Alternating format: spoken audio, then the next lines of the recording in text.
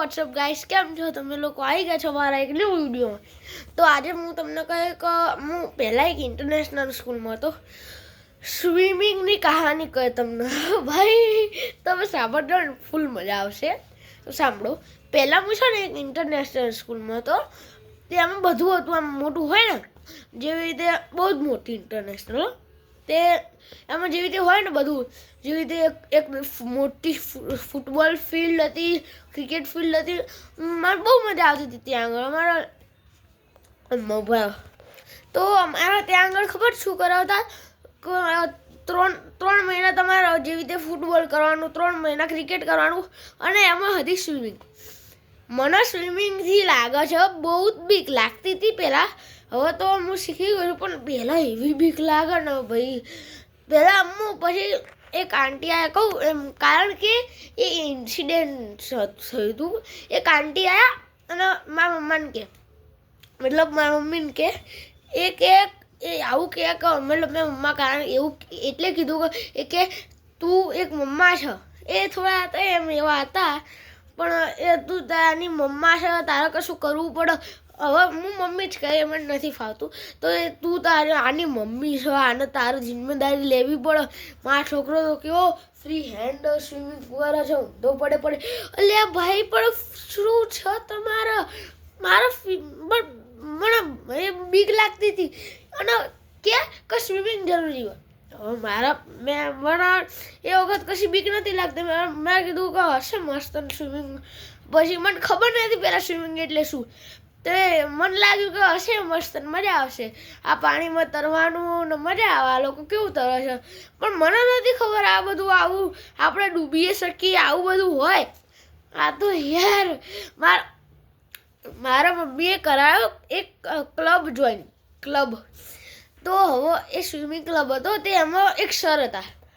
તે એ હતા ને, એ મને કે એ મતલબ ત્યાં આગળ જેવી રીતે 3 ફીટથી લઈને 8 ફીટ સુધી હતું.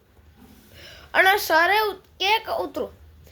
હું 3 ફીટમાં આમ જે હોય ને કિનારી હું પગ મારતો તો સર નતા આવ્યા ત્યાં સુધી.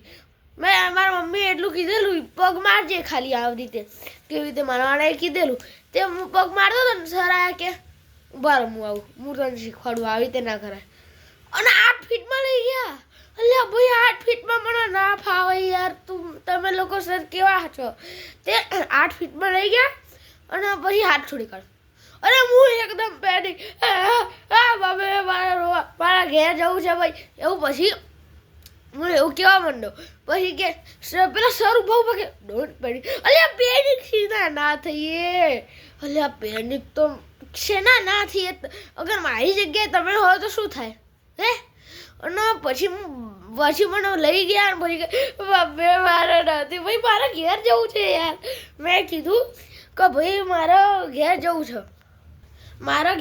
એવું. પછી મેં કીધું, તે પછી ક્લાસ છોડાવી દીધો. મેં ઘરે આવીને કીધું ને મમ્મીને, પછી ક્લાસ છોડાવી દીધો. કહું પછી કેવી રીતે ઘેર ગયો હું. એ હતો 5 થી 6 અને થયા હતા 5:30. પછી મારે ખબર શું કર્યું મેં? મારા નાકમાંથી 2 હાથે કરીને લોહી આવ્યું. પણ પહેલાં નસકોરી ફૂટતી હતી ને, તે આ ડાકમાંથી તો આ ડાક ખોતર્યું. અને પછી એક વખત હું હતો 7-8 વર્ષનો, અત્યારે મોટો થઈ ગયો છું. એ વખતે મસ્ત નાટક કરવું પડ્યું. લોહી આવ્યું, મારી મમ્મી આવી લઈ ગઈ. પછી મેં એ બધું કીધું. પછી હું ગયો એક ઇન્ટરનેશનલ સ્કૂલમાં.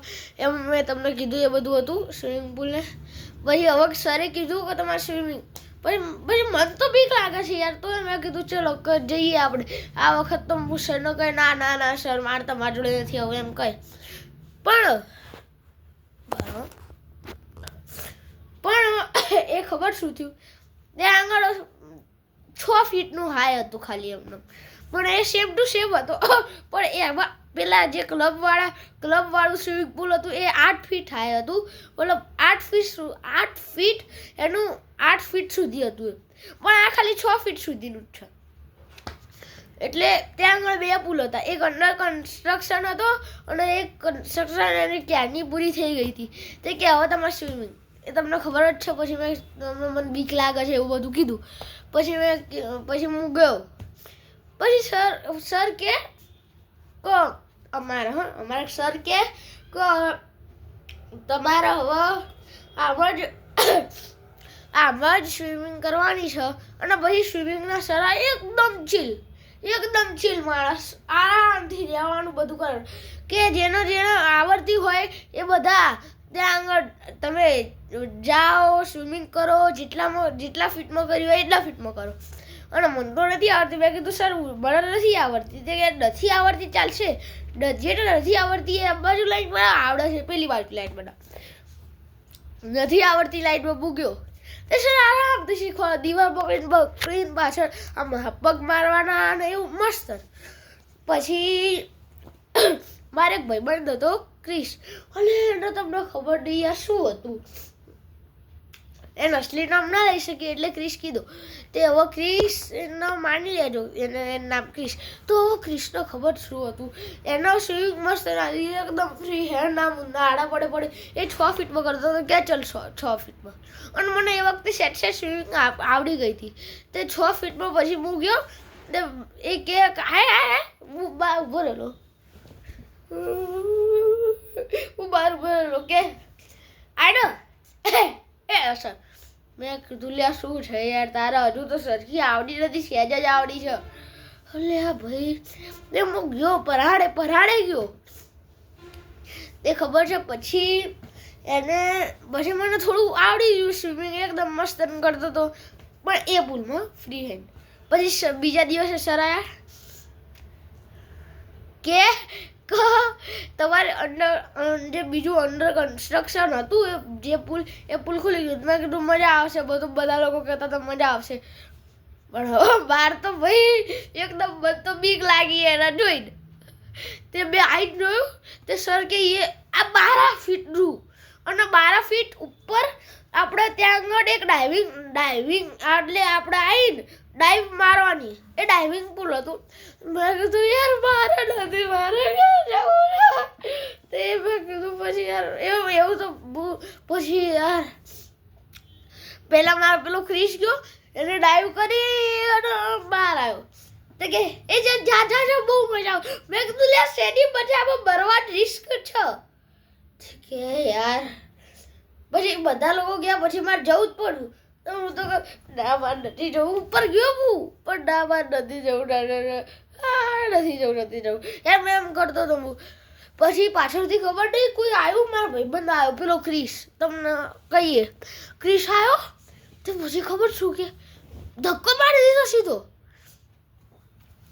અને પછી જેવો ધક્કો માર્યો કે આપોઆપ ઉપર આવતો, એટલે આપોઆપ શેઠું. પછી એને ધક્કો માર્યો, હું અંદર પડ્યો. પછી હું તો પેનિક થઈ ગયો એકદમ આમ ભાઈ. અને એ વખત તો પછી મારે શ્વાસ નહોતો લેવાતો, ના જ લેવાય એ બધું એપ થતું હતું. પછી હું આમ પેનિક થયો, આમ પેલા આમ એટલે હું આગળ જતો હતો સેજ. પછી હું આમ કરવા માંડ્યો, મને નથી ખબર આમ ઉપર આવીએ. આ તો પછી આમ કરીને આમ ઉપર આવ્યો, અને પછી મેં બીજી વાર કદી કર્યું જ નહીં. હવે તમે આખી સ્ટોરી સાંભળી લીધી ભાઈ, અને હવે તમે જાઓ ને કોઈ કે સર સ્વિમિંગમાં આવી રીતે ચલો મારી જોડે આવો, તો કદી ના જતા. તો ગાઈઝ તમને સ્ટોરી ગમી હોય તો લાઈક કરજો, સબસ્ક્રાઈબ કરજો અને શેર બિલકુલ કરજો. બાય.